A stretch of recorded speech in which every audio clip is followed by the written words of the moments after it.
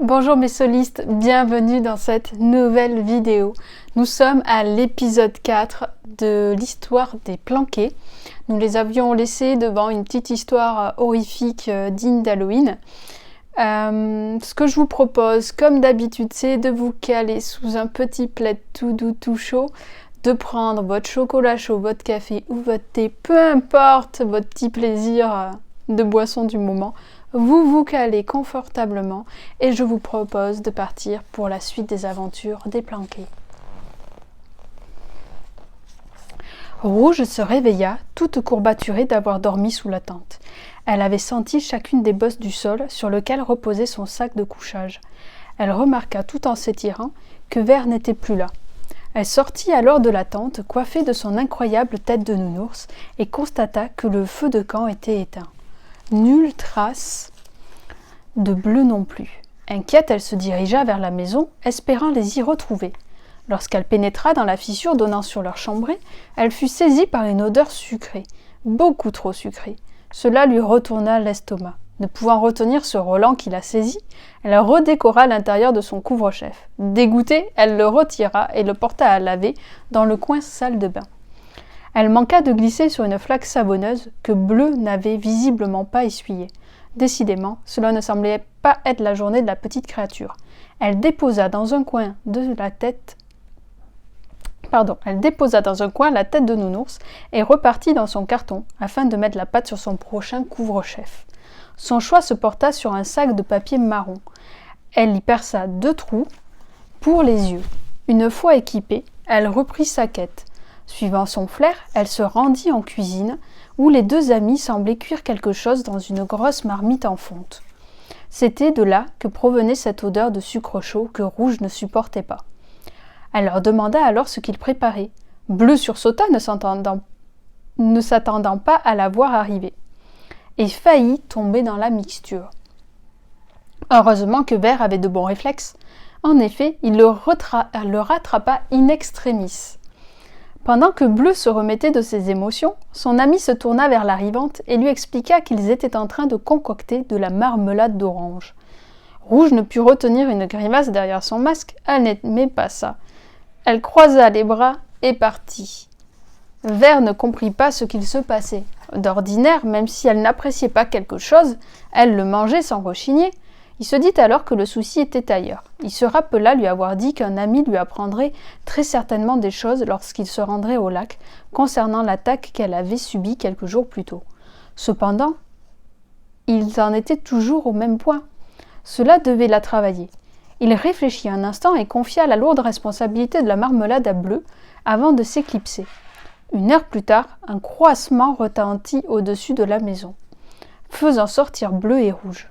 Ils découvrirent Vert sur le dos d'un corbeau blanc. Lorsque l'animal atterrit, leur ami mit patte à terre. Il présenta alors son invité comme étant Mince, le corbeau albinos. Ils comprirent rapidement d'où venait son nom. En effet, la créature ne s'exprimait qu'en disant « Mince, Mince et Mince ». Bleu et Rouge se regardaient dans l'incompréhension la plus totale alors que Vert faisait la traduction. Mince racontait qu'il avait été témoin de l'attaque des monstrueuses machines. Il avait à peine eu le temps de s'enfuir avant d'y laisser ses plumes. Cependant, quelques heures plus tard, il était revenu sur les lieux afin de constater les dégâts. Les monstres de métal avaient disparu, ne laissant que le chaos derrière eux. Certaines créatures y avaient malheureusement laissé la vie. En revanche, d'autres avaient pu s'échapper et se réfugier dans des abris de fortune. Mince les avait aidés autant que possible à reconstruire leur maisonnée dans une petite contrée paisible. Rouge sauta au cou du corbeau, ravie d'apprendre cette nouvelle. Elle était tout de même attristée par le décès de quelques-uns de ses amis.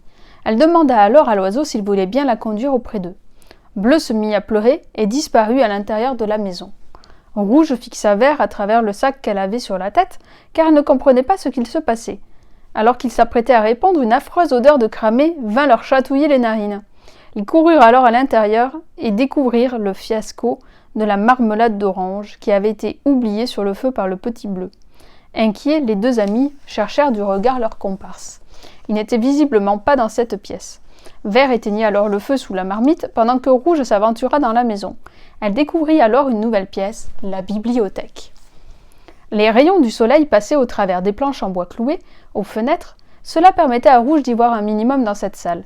Elle entendit quelques petits couinements qui semblaient se situer en hauteur. Elle se déplaça alors en levant la tête à l'affût. Ce fut ainsi qu'elle aperçut Bleu en haut d'une étagère, coincé dans un trou. Seul son postérieur dépassait de la cavité. Sans plus réfléchir, Rouge se précipita dans sa direction. Elle trébucha et tomba, s'égratignant les genoux, au passage, sur ce qui semblait être une courgette. Mais que faisait cette courgette ici ? Mettant de côté sa douleur, la petite créature escalada la bibliothèque pour rejoindre son ami. La 5e case était la bonne. Il était là, ses pattes arrière gesticulant. Après lui avoir demandé s'il allait bien, Rouge saisit les jambes de Bleu et tira de toutes ses forces pour le décoincer. Au bout de quelques minutes, elle réussit. Cependant, étant donné la puissance qu'elle y avait mise, elle fut propulsée en arrière. Elle chuta avant d'atterrir sur un pouf crevé, dont les plumes s'envolèrent à son contact. Plus de peur que de mal, heureusement.